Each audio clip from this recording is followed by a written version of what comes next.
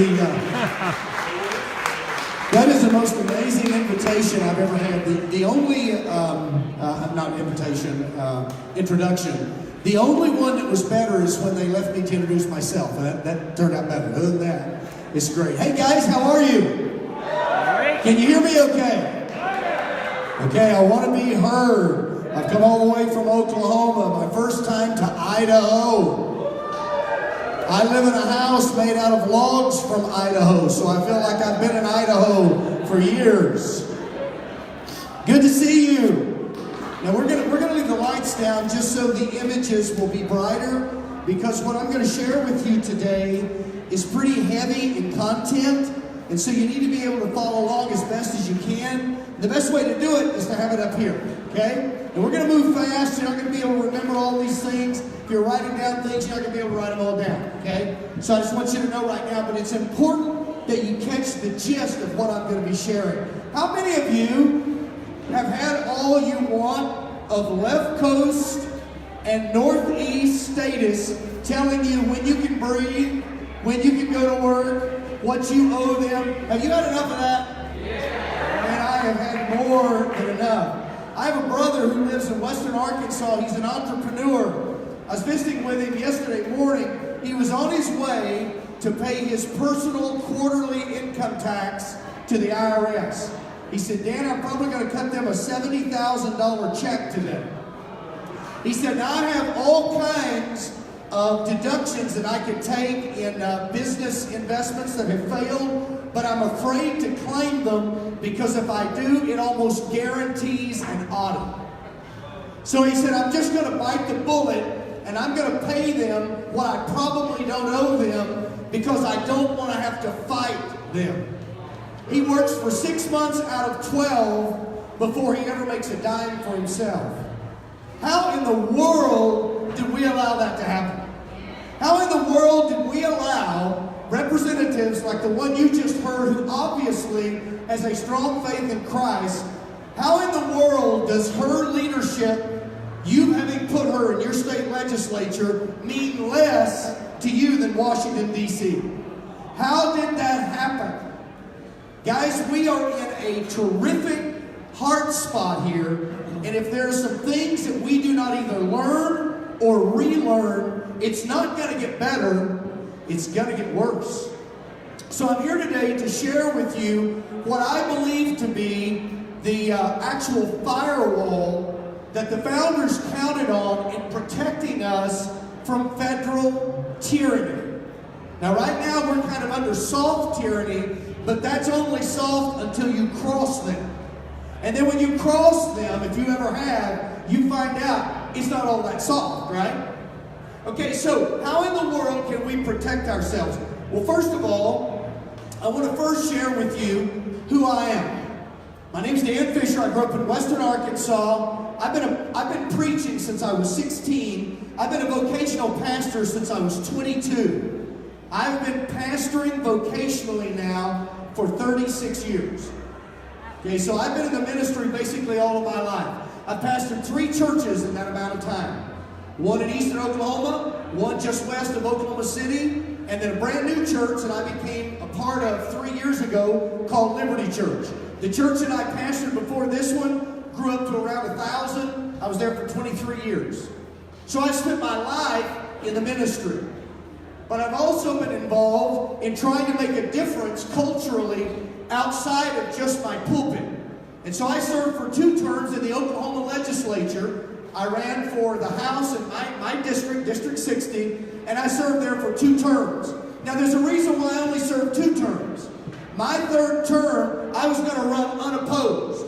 Even I can win that race, right? Okay, so I was going to run unopposed. So why in the world did I walk away after 2 terms? Because I had rammed my head into that progressive brick wall at 23rd and Lincoln, which is the address of our state capital, Oklahoma City, until I was convinced there had to be a better way for me to make a difference. And so I told my wife, Pam, we have got to find another way to make a difference. Now, in addition to pastoring and serving in the legislature, I also travel literally all over the country sharing the story of the pastors of the War of Independence. The British called them the Black Robe Regiment because they all preached in black robes in those days. Didn't matter whether you're Baptist, Presbyterian, Lutheran, they all preached in black robes. But these guys engaged their culture, and when the time came, they recruited the men from their churches and their communities, and they led them off to the battlefield to fight. And so I do this presentation all over the country. It's kind of a multimedia, a little bit like a one-man Broadway presentation in period costume, where I tell the story of a time in America when the church didn't believe in the lie of separation of church and state. When the church was not afraid of its government, but in fact was molding its government. Now, I flew here, so I didn't get to bring a bunch of books, but I have a book that I spent a tremendous amount of time writing, and I know I carried it up here. I don't know what I did with it. Oh, it's underneath here. I spent 2 years researching this topic. You can talk to David Barton. He knows a lot about the Black Regiment. I brought a handful of these with me. We also hired a movie company to actually make a docudrama where I tell the story of a time in America when the church actually was willing to take a stand. Unfortunately, and I'm speaking as a pastor, the churches are not standing, generally speaking. We've embraced the lie of separation of church and state. We're afraid of the IRS taking away our non-tax status. We're afraid of rocking the boat and causing waves and discomfort in the flock. Pastors have consistently said what matters the most to them is offerings and attendance. And so they don't want to do anything to jeopardize either one of those. And they'll jettison critical truths or things that will destroy the culture for their children and their grandchildren just to keep their cushy jobs. So I'm kind of an irritant to a lot of preachers. In fact, when I first started preaching, my mentor said, Dan, your job as a preacher is to comfort the afflicted and afflict the comfortable. My wife says I'm really good at the second part of that mission. I'm really good at afflicting the comfortable. Now, to add insult to injury, after I walked away from the legislature thinking I was completely finished with politics, I had people start approaching me summer before last, asking me if I would consider running for governor of Oklahoma, and I said, you are insane. The last thing in the world I want to do is run for governor. That is not on my bucket list. But as we began to pray and think about it, guess what? I ran for governor of Oklahoma. I ran on a platform of asserting state sovereignty, calling abortion what it really is, murder, and treating it like murder, small government, and getting the federal government out of our lives.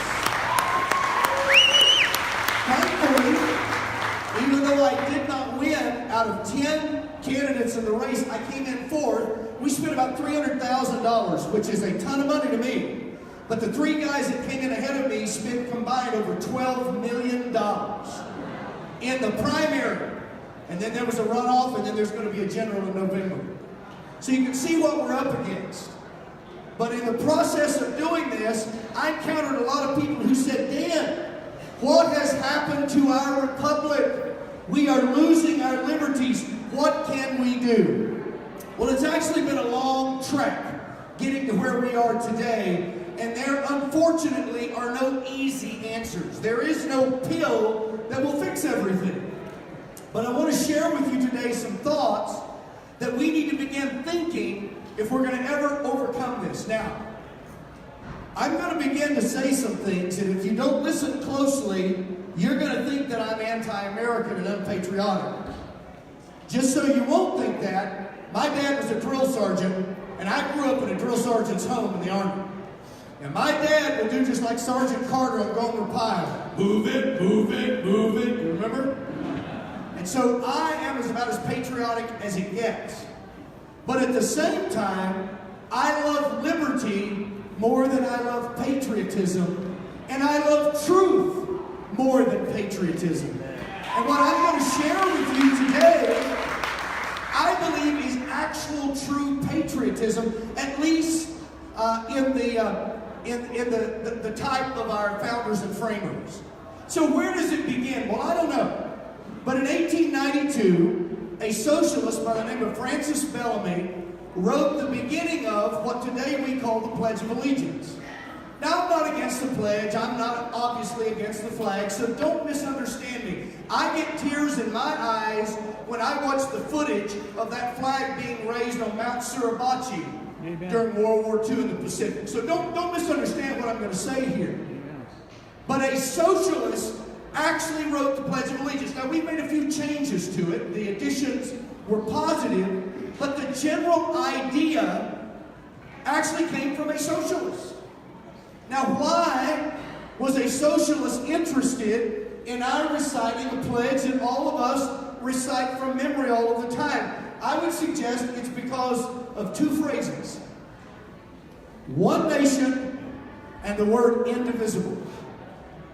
And it's very important that we understand why those words were placed into the pledge. By the way, this is not a presentation on the pledge. But notice, one nation and we're indivisible. Now, is that what the framers envisioned? Well, it depends on how you define these terms. If you mean by one nation that we're a union of states that have compacted together to defend one another, to do commerce with one another, and to defend the common good, then yes, we're one nation. But if you mean by that, we have surrendered all sovereignty in Idaho and Oklahoma, and we're ruled by an oligarchy in Washington, D.C., then no, I don't agree with the idea of one nation. In fact, when you read the beginning words of the Constitution, notice they said, "We the people of the United States, in order to form a more perfect what? Union." They did not say nation. You know, they said union. Now, they did use the word nation. Don't misunderstand. I don't think it's a four-letter word, even though it has more than four letters. But if you use nation improperly, I believe you can skew the original intent of our founders. See, they were working by a concept that they laid down first in the Declaration of Independence, that governments are created by the people, and their job is to secure the rights and liberties of the people, and that government operates at the consent of the governed. And here's the way power or authority flows. In our Declaration, it says this: from God to you, from you to a government you have formed. It's in that order. Power does not come from God to government, and then they kind of dole out power and liberty to you. It's the other way around.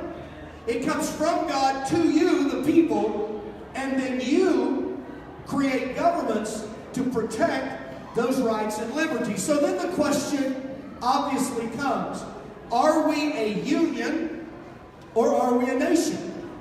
Which is it? Now, in my campaign, I had the opportunity to articulate many of the thoughts that I'm going to share with you today, and many people started to have to rethink how they've been taught about the nature of our association, so to speak. So let's talk about it. Why 13 states in the beginning?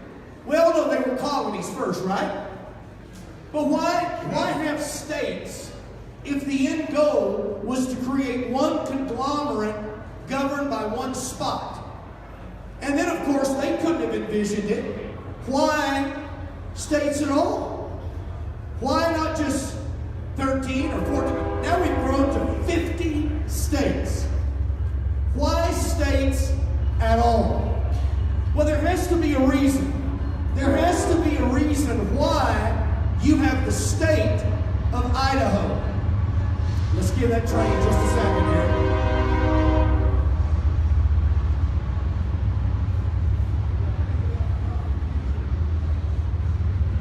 Okay, in spite of popular belief, states are not smaller breakdowns to enhance the federal government's power to govern you.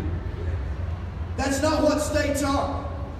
In fact, if you think about it, the states predate the federal government. Who created who? Did the states create the federal government, or did the federal government create the states? And if we don't any longer need the states, Why have them? Now, there are certain places where redundancies are very important. I flew over here yesterday from Oklahoma City catching 2 different jets. And if you look inside the cockpit of those jets, you'll notice that they have 2 of everything. 2 pilots. All kinds of gadgets, all kinds of screens, and they double them up. Redundancy. Why? So that if one goes bad, the other is there. When you jump out of one of those planes, redundancy is important here, right? I mean, when you jump out with a parachute, you want a reserve. Just in case the main chute does not open, you need redundancy, right? In nature, redundancies are unnecessary. Look at these photographs. There's a 5th leg to that cow. There's a 5th leg to that cow. There's a 5th leg to that chair. I don't know if you can see it. There's a 5th leg to that table.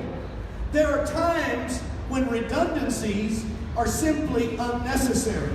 Why is it that all of the states, including yours, have legal, official borders? Why? Why do you guys have official borders to your state? If you're not governed by Idaho, you're governed by Washington, D.C. Why do the states have official state constitutions like mine in Oklahoma? Why does every state have a state capital if the capital that you answer to is in Washington, D.C.? Why is it that states have official legislatures where I serve and my chair was right there? Why have these things if they're all actually in Washington, D.C.? Isn't this an unnecessary redundancy? Doesn't this take a lot of money, state judiciaries, state chief executives that we generally call governors? Why have these things if the federal government trumps everything? In fact, I made the argument on the House floor as a freshman in Oklahoma in our legislature when I was the co-author of the Obamacare nullification bill that if Washington, D.C. trumps everything we do, and if we can only do what Washington approves of, then why are we here? We were talking about borrowing $200 million, that of course they ended up doubling to $400 million, to renovate our Capitol. I said, guys, if we're just an unnecessary redundancy, we'd be better off sell this building and make a great museum. Let's lay off all of the legislators and get rid of all of these state agencies if Washington, D.C. has the final word. Why have all of these things?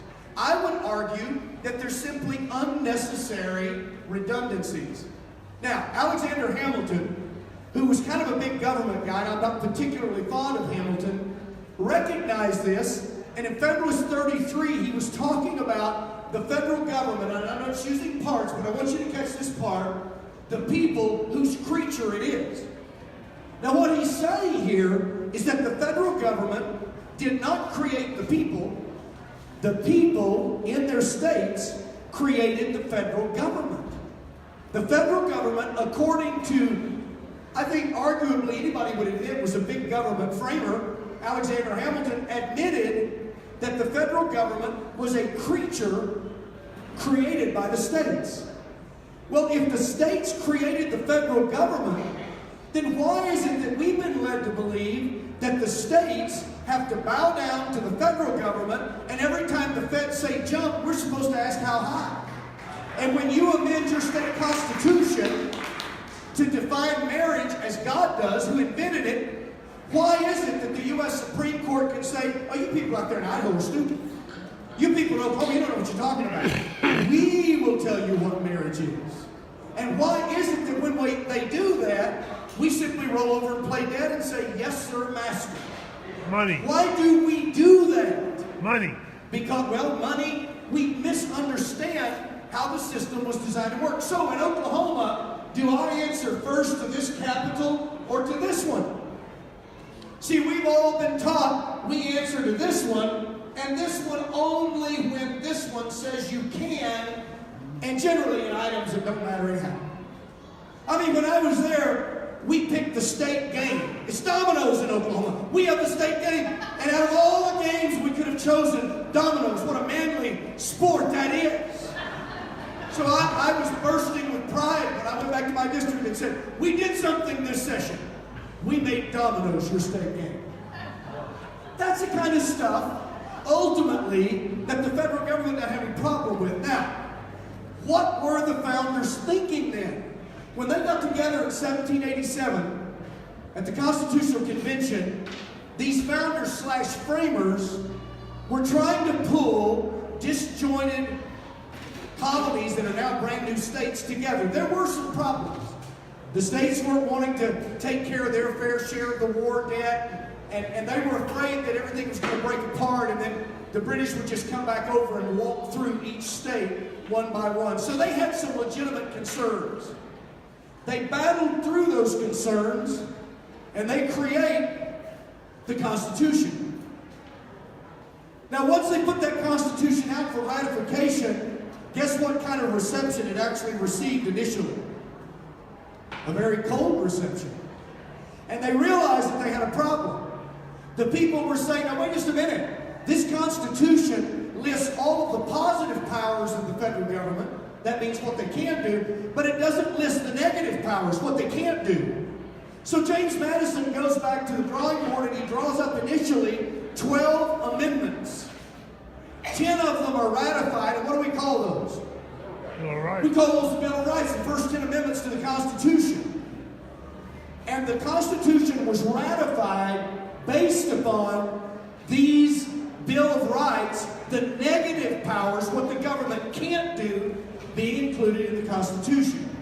Now, as they wrote those, many of you are familiar, you know this, just to make certain that no one misunderstood the last two of the 10 amendments. Amendment number 9 says that in the Constitution, in the enumeration of rights, shall not be construed to deny or disparage others retained by the people. Most folks aren't familiar with that one, but we're really familiar with this one. In the 10th Amendment, they said, the powers not delegated to the United States by the Constitution, nor prohibited by it to the states. Notice how they're separating the United States here from the states. They're not the same. They can be when they're in agreement, but they're not the same. So what about these states? All of these powers not delegated to the United States are reserved to the states, respectively, or to the people. They were concerned that this new government that they were creating could actually become a runaway team and absorb so much power that they would usurp it. So here's what they intended. They wanted to delegate limited, enumerated powers to this brand new government that some were calling central, some were calling general. Today we call it what? We call it federal. But it's no more federal than Federal Express. And it's really not federalistic either. It's actually working against the principles of federalism. And we can get into the debate about why Federalists were called Federalists and those who believe in state sovereignty were called anti-federalists. That's a different discussion. But notice, they enumerated those. You know where it is, Article 1, Section 8 of the U.S. Constitution. Now, the primary author of the Constitution ought to have something to say about what was intended, right? James Madison. He said, look, the powers that we have delegated to the federal government are what? Few and defined. The powers that remain in the state governments, notice again the separation of state governments from the federal government. The powers that were to remain in the state governments were numerous and indefinite. How many of you believe that the federal government today believes its powers are few and defined? Yeah, right. I get that response everywhere I go. Now, Madison goes on to say, here's the areas that they'll operate in. The federal government, he says, will be exercised principally on external objects like war, peace, negotiation, and foreign commerce. In other words, not domestic, but foreign issues. Then he says, the state's authority will be over what?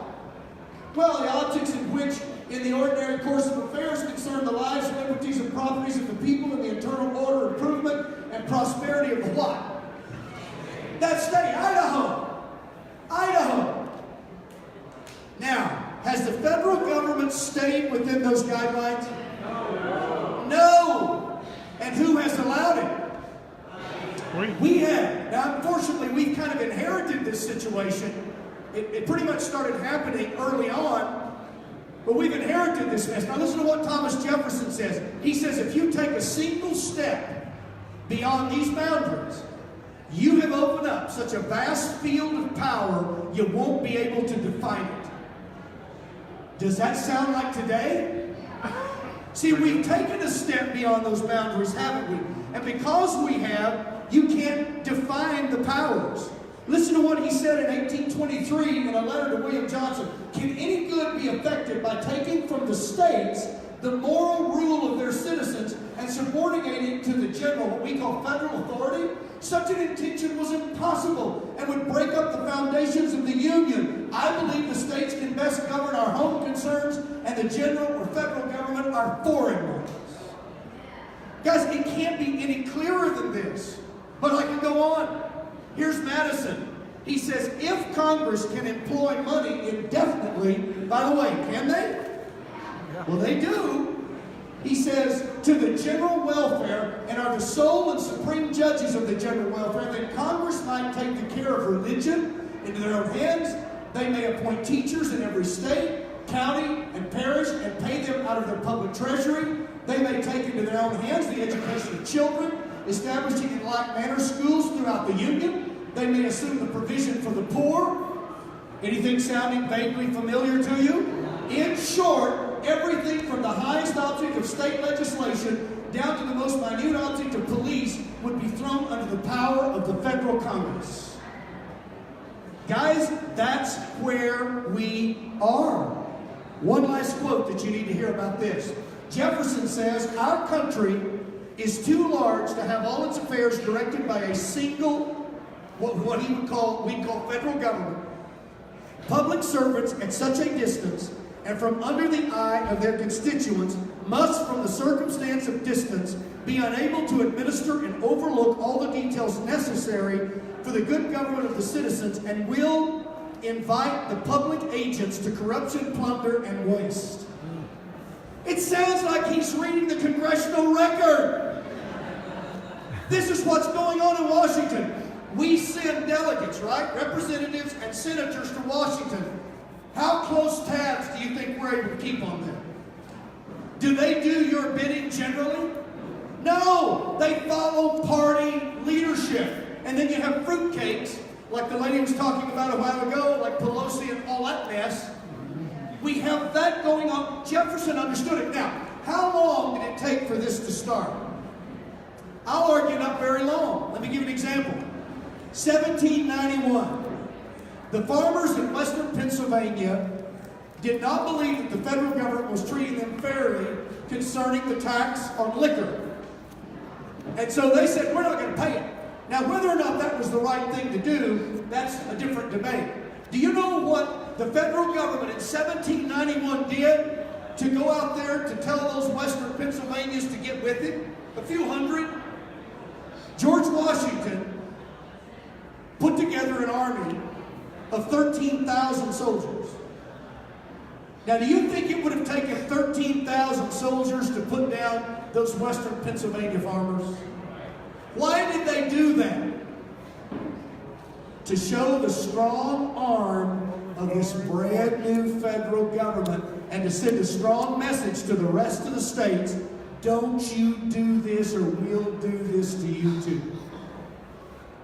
How many times have you heard a story of someone who had the audacity to buck the IRS and the IRS went after them and ruined them? By the way, you know that the IRS can seize your assets without even proof, and then if they later on find out you're innocent, they don't owe you a dime just to return the stuff. They don't have to pay you interest or penalties. But what happens when you happen to not pay all of your taxes by accident and you owe them more taxes? Do they say, hey, that'll be okay, just pay the tax? Is that what they say to you? No, they say, we'll want the tax, we'll want interest, and we'll take penalties. And you say, well, I'm not going to pay it. They say, well, we'll just garnish your check. It's the same thing. It didn't take very long. Now, Just a few years later, in 1798, John Adams signed into law the Alien and Sedition Acts. Basically, in a short way to say it, it made it illegal to talk negatively of the government. You say, well, they weren't serious about that, were they? Yeah, this is how serious they were. 25 people were arrested under the Alien and Sedition Acts. 10 were put in jail. 1 died awaiting trial, and they arrested a congressman. It was a congressman from Vermont. His name was Matthew Lyon. You say, well, they just arrested him and let him go, right? No. They sentenced him to 4 months in prison, fined him $1,000. And you understand this is in the 1790s. $1,000, and he was ordered to pay almost $61 in court costs. I tell you, they were serious about the Alien and Sedition Acts. Now, it ends up in getting Adams defeated in the next presidential election and Thomas Jefferson elected. But what I'm trying to tell you is that the fallen nature of man, if it is not kept under tight control, will abuse authority. This is why we must have levels of authority. Now, here's how the founders envisioned it, to make it short. The federal government was supposed to look like that. The state governments were supposed to look like that. Is that how it is today? No. No, in fact, today, it looks like that. If they even see the state governments that large. Now, in response to the Alien and Sedition Acts, Madison and Jefferson write the Virginia and Kentucky resolutions. Listen to what Madison writes in the Virginia resolution. This assembly views the powers of the federal government as resulting from the compact. What's the compact? An agreement. Okay, our agreement. The Constitution, limiting the power of the federal government, Article 1, Section 8, to which the states are parties as limited by the plain sense and intention of the instrument constituting that compact, as no further valid than they are authorized by the grants enumerated in that compact. In other words, if the federal government acts outside of its enumerated power, what are the states supposed to do? Rein it in. Tell them to go fly a kite. That is exactly what Madison is saying. Now, I had a lot of people during the campaign say, well, Dan, don't you think we just need to get back to the Constitution? Well, not that I have any hatred for the Constitution, but I would always ask them, which one? Which Constitution? Well, they'd say the federal. No, that's not what I meant. Which federal Constitution are you suggesting we go back to? Are you suggesting the one that was originally written, or the one that we've beeped with so much that in many ways it doesn't even say the same thing the original did? You say, well, show that to me. Well, for instance, should we go back to the U.S. Constitution that had the senators chosen by the legislatures, and the senators were sent to Washington to look out for that state's sovereignty? Or the Constitution today, where the senators are elected by the people, and when they go to Washington, all they're worried about is their constituents so they get reelected. They don't give a rip about state sovereignty. Do you realize what a difference that one change, the 17th Amendment, made in our system of government? It destroyed See, you the have two Constitution. senators. Your senators are supposed to go to Washington to protect Idaho. Amen. And the state legislature in Idaho would be the ones who chose those two senators. And if those two senators did not do their job, you know what that legislature could do? Bring them home. And if they couldn't straighten them out, boot them out and appoint two others. But see, today, because we elect the senators from a popular vote, you know what we now have? We have two houses of representatives. I like to say we have the House of Commons, the House of Representatives, and the House of Lords, the Senate. Do you realize that we actually have, in some ways, what we fought a war in 1776 to get away from? We didn't want a House of Commons and a House of Lords. But you ask senators if they think they know more than the representatives. You can even ask at the state level, they'll tell you yes. That has made a huge difference. Or what about which Constitution? Is it the one that contains an unwritten, undefined concept called the incorporation doctrine that is used by the federal government to usurp the authority of the states and the people? See, that wasn't considered by the original framers to be the intent. But today, using the incorporation doctrine, they basically tell the states, we'll tell you everything you can and can't do. That's why they told Oklahoma, after we legally amended our state constitution, you don't have the right to do that. Now, here's the thing. I want to ask, if the court can tell us that we don't have the right to define marriage in Oklahoma and rip that out of our state constitution, is there any way that we can put a court in that? When's a railroad strike when you need it? I mean, even just for an afternoon. Okay, now here's my concern, and I said this when I was in the legislature. If the Supreme Court in Washington can come in and rip out one of our amendments in our state constitution because they don't like it, couldn't they come in and rip out others they don't like? Exactly. Which tells me that they no more respect your state constitution than they do yesterday's New York Times. They let you have it to think that you're in charge. You're not. So see, here's the deal. Since the statists or the progressives or the liberals, whatever you want to call them, since they can't win at the ballot box, they have resorted to using the courts. And they simply force down our throats what we would never vote for. You say, well, but Dan, did the framers give the Supreme Court the final say? Well, before I answer that question, and by the way, I won't answer it, I'll let the founders answer it. Let's talk about the Supreme Court for just a moment. See, we've all been taught that they are perfect. Whatever they say, that's what the Constitution means. The reason you don't agree is because you're stupid. And if you weren't so stupid, you'd understand this, right? Well, how pristine is this Supreme Court? Because the Supreme Court in 1857 said that black people weren't people, they were property. I found it humorous the other day when in the hearings of the proposed Justice Kavanaugh, that one of the Democrats said, well, we need to follow case law. Interestingly, that Democrat didn't quote that law. See, Plessy versus Ferguson in 1896 said that segregation was constitutional. You see, they only want to follow case law when it fits what they want. So you see, this is not such a pristine Supreme Court, is it? How about the Supreme Court that in 1927 in Buck versus Bell said it is okay and constitutional to force sterilization on certain Americans? You think that's constitutional? That came from the Supreme Court. What about the Korematsu decision in 1944 that said, yeah, President Roosevelt was correct in uprooting American citizens who have Japanese descent and putting them in internment camps. Many of them lost their homes, their businesses, some of their families separated almost forever. Now, do you think that was constitutional? No, but the Supreme Court said it was. What about in 1973 when, using the argument of personal privacy, they ruled that it's okay for Jane Doe to murder her unborn child?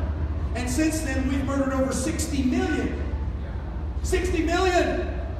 Now see, Oklahoma is looked upon by many as being the most conservative state in the 50s. Did you know in Oklahoma, we murder 20 babies every business day? We murder over 5,000 babies every year in Oklahoma. Since Roe v. Wade in 1973, in 45 years, we've murdered over 200,000 babies. All of a sudden, we don't look so Christian, do we? Nope. All of a sudden, we don't look so conservative. You say, well, the Supreme Court said it. Where do you find that authority in the Constitution? Where do we find that kind of authority? You don't. And then what about Obergefell versus Hodges that said, God doesn't know about marriage, we do.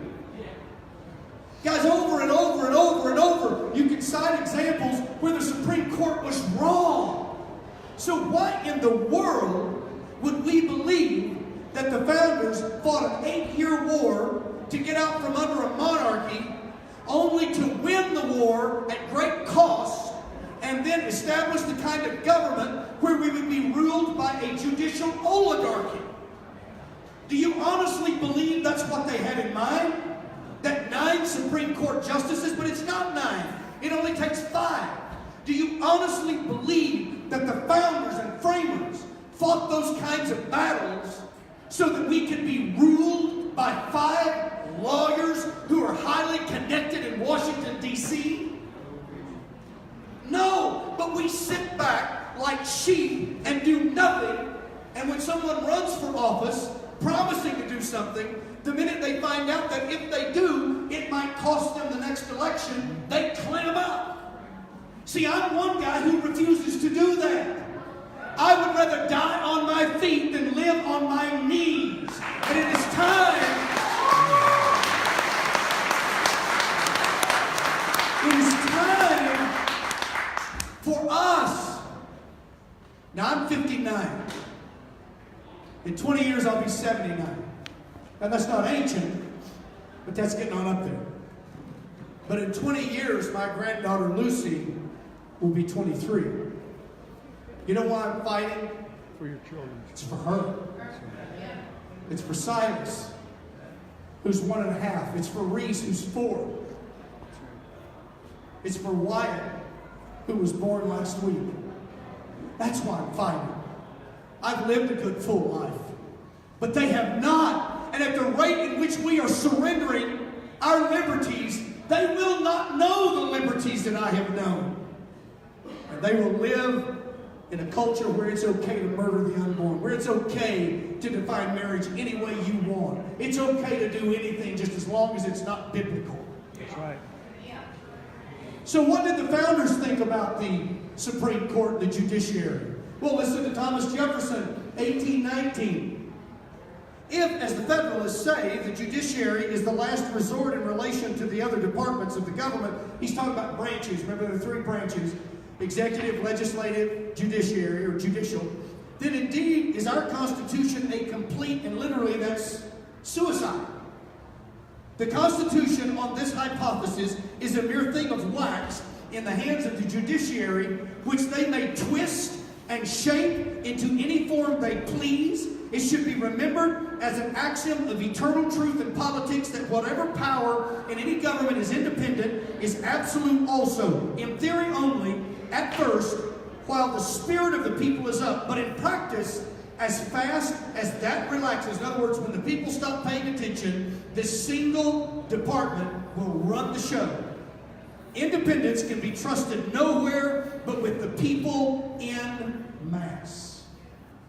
Jefferson is saying then what we now know by experience today, that if one branch of the 3 is supreme, your liberties are in their hands alone. Now guys, I'm convinced of this. Had the states known that the Constitution was a suicide pact, they would have never ratified it. I don't mean that they wouldn't have come together in some way in another kind of union, but guys, is this what you think the founders signed up for? Is this what you're signing up for? By the way, how many of you made a recent contribution to Planned Parenthood? Would you lift your hand? This is as I suspected. This place is full of liars. Yeah. Our tax money You goes say, well, I would never give a contribution to Planned Parenthood. Yes, you did on April the 15th. On April the 15th, you were forced to give an offering to Planned Parenthood. Now, when did you consent to that? You didn't. This is why this is so important. You say, well, man, you're a preacher. You're all into politics. Guys, I don't care about politics. I don't give a rip about the Republican Party. I'm a Republican, and I'm madder at the Republicans than I am the Democrats. So don't misunderstand. I don't give a rip about politics, but I'll tell you what I do give a rip about: principles and truth and liberty. I care a lot about that.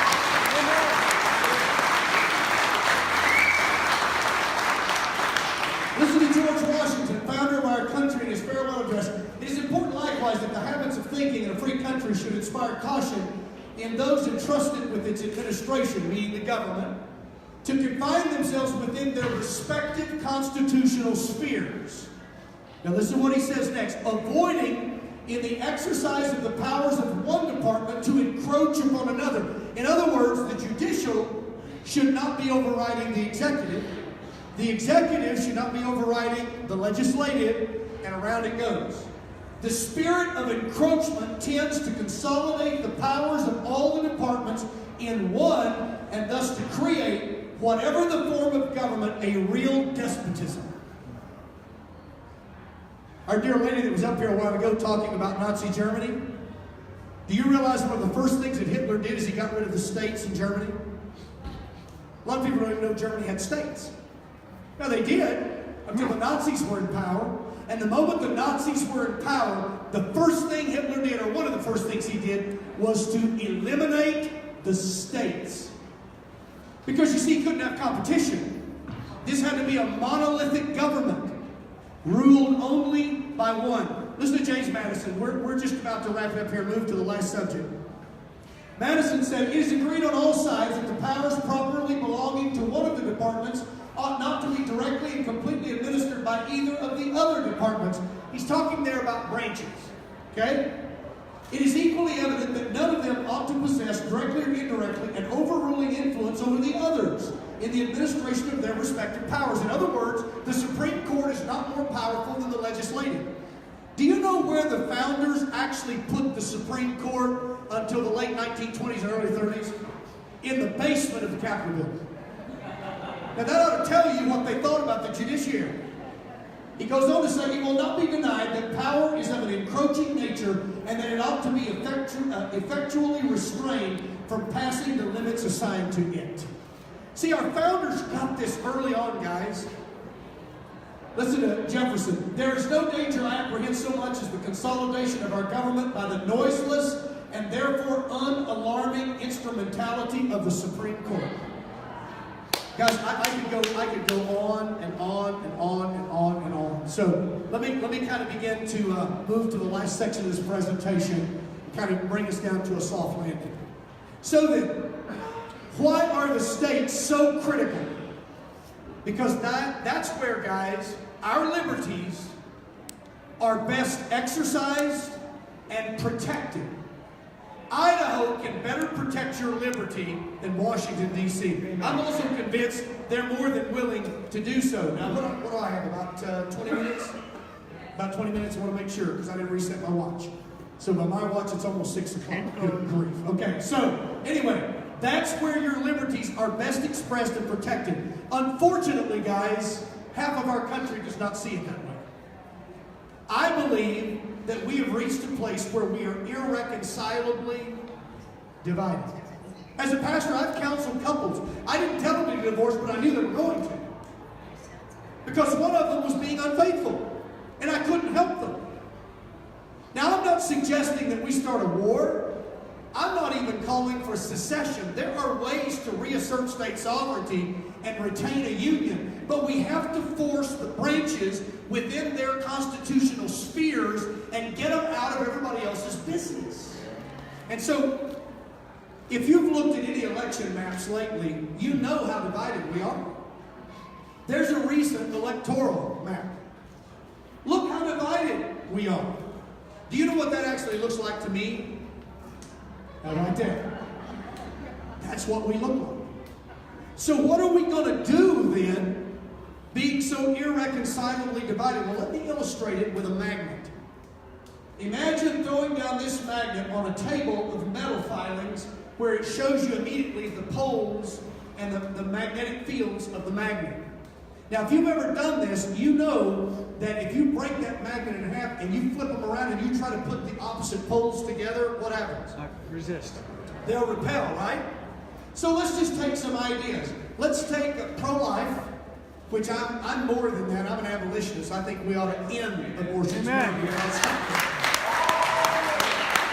So let's take those who are pro-life, and on the other side, you got the pro-abortion, pro-murder crowd. They'll do everything they can to protect abortion. Now, how are you going to reconcile those two? Okay, let's take a different idea. Biblical marriage. There are many of us who believe that God invented marriage, therefore He reserves the right to define it and to regulate it, right? Okay, so biblical marriage. But there are other people who believe that that's a bunch of nonsense. That marriage is nothing, it's just putty. You just make it whatever you want. By the way, did you know that in other countries where they've legalized same-sex marriage, they have not seen rises in same-sex weddings or marriages? They've seen declines in heterosexual marriages. You say, well, that didn't make any sense. It makes total sense. When you tell young people that marriage isn't anything, how are they going to respond to marriage? It isn't anything. So they'll just start shacking up. And that's what's going on now here in the States. How are you going to reconcile those two ideas? Or those of us who believe that we have a constitutional God-given right for self-defense, not shooting clay pigeons and deer, but actual self-defense primarily against a tyrannous government. And others who say you shouldn't even be able to buy a gun. How are you going to reconcile those two? Or what about those of us who believe in strong state governments, who, by the way, are on the side of the founders and framers, and those who believe in an overpowering national government? How are you going to reconcile these divergent ideas? Okay, my statement would be, you're not. So what do? Well, I'm telling you, friends, we better start putting on our thinking caps, and we better start figuring out a way to peacefully coexist and to work through these things. Or mark my words, this is not going to end pretty. Now, I don't know how it will end. I don't know what's going to happen.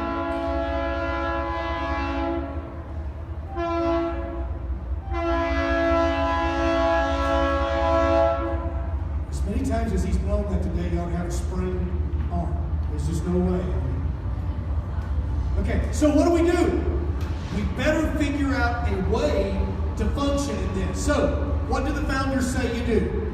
Well, here it is.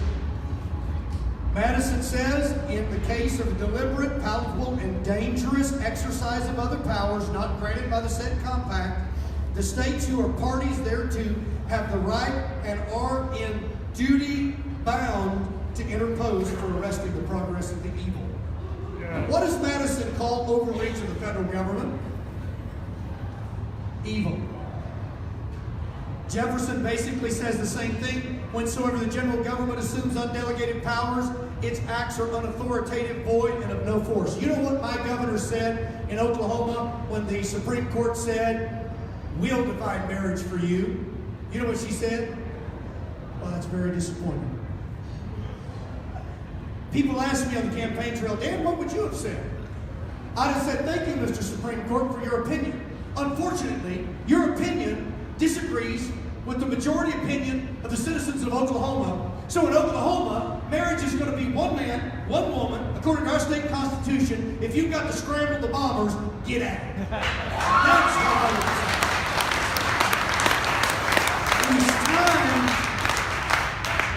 it is. It is time. Now in the Declaration, there are solutions. Jefferson said, whenever any form of government becomes destructive of these ends, it is the right, he later on says the duty, of the people to alter or to abolish or to throw it off. Throw it off is last resort. Alter is the best. Abolish means to start over. That's pretty hard. But those are the remedies laid down in the Declaration of Independence. They made it a crime for it. Those are not my answers. Those are the Declaration of Independence. Okay, so now, I got to get to this, and it'll only take a second. A lot of you are thinking right now, well, Dan, I've never heard a preacher talk like this. Well, I wish you had. Because it is time for preachers to quit hiding behind their pulpits, to quit hiding behind their paychecks, do a little reading, grow a backbone, and start standing up for what is right. It is time. So, let me just touch on this because this is my closing thing. A lot of folks during the campaign said, well, my gosh, Dan's an anarchist and he doesn't believe the Bible. He wants our citizens to break the law. Doesn't Dan know that Romans 13, 1 through 5 says that you're to obey the government no matter what? Is that what Romans 13, 1 through 5 says? Because I've read that a lot. So in response, I put on my campaign website a 17-page position paper where I wrote an exegetical breakdown of Romans 13, 1 through 5. Then I took a historical look at Romans 13, 1 through 5. They stopped saying that so often after that. Because the Bible does not teach that you're to submit to government no matter what. If it does, then why did God applaud the Hebrew midwives for disobeying Pharaoh's command to drown all the Israelite baby boys? How about Queen Esther, who broke the law and appeared before the king against the law at the penalty of death? What about Shadrach, Meshach, and Abednego? I call them the three asbestos boys. Wouldn't bend, wouldn't bow, wouldn't burn. What about them? They broke the law. What about Daniel, who defied the law and prayed anyway? What about all of these examples that we grew up reading about? What about Jesus refusing to abide by the Sabbath laws? They weren't God's laws.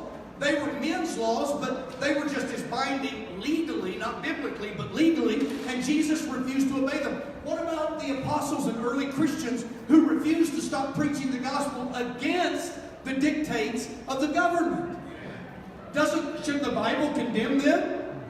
Of course, if you are to give unlimited submission to your government. But what about other places in the Bible?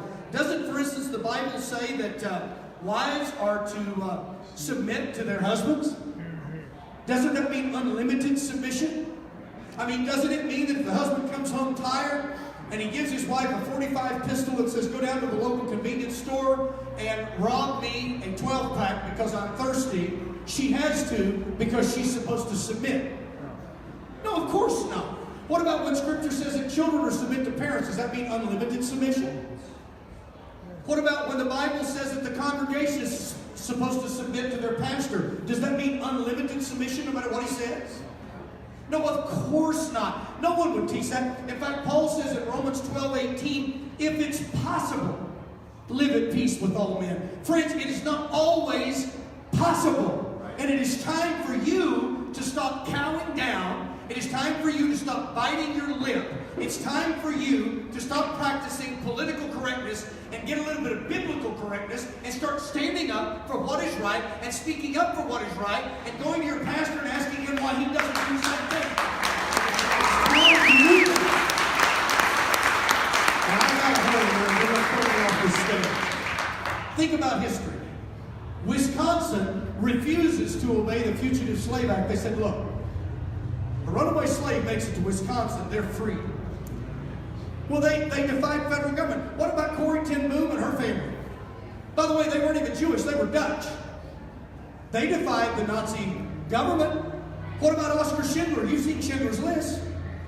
Defied the government. What about Dietrich Bonhoeffer, the Lutheran preacher of Germany? Executed by the Nazis because he stood up against them. What about Martin Luther King Jr. stood up against the Jim Crow laws? Are we going to say that all of these people were unbiblical, sinning? Of course not. Now, you don't have time to digest this, I don't have time to read it, but a professor out of the early 20th century at Duke University, Alice Baldwin, you need to read some of her writings. She said that one of the greatest principles in our founding era is that you should not obey any law that's unconstitutional or that's unbiblical. That's what our founders believed. So then, it is time for us to understand that submitting to proper government, in Paul's mind, was the government that rewards the doers of good and punishes the doers of evil. You are not bound to submit to ungodly laws. In fact, when man's laws conflict with God's laws, you default to God's law every time. And you're not going to be able to stand. You're not going to be able to stand before God someday and say, well, you know, government said to. Now listen, if you're interested in what I do with the Black Regiment, there's my website. I brought a handful of books and DVDs with me today, only a few. If you'll catch me before I'm out here, if you want to buy one, you can. Here's what we need. In 1989, a student at Tiananmen Square stood up to a row of tanks. Now you know who's going to win that fight, right? The tank. That ain't who won the fight. The student won the fight. Guys, there's a time in our history when we used to do the same thing. It is time for us to do it again. Free the States is a group that I'm working with now. Go online, look at Free the States. We're all about encouraging people to understand this and practice it. God bless you. Thank you so much for your time.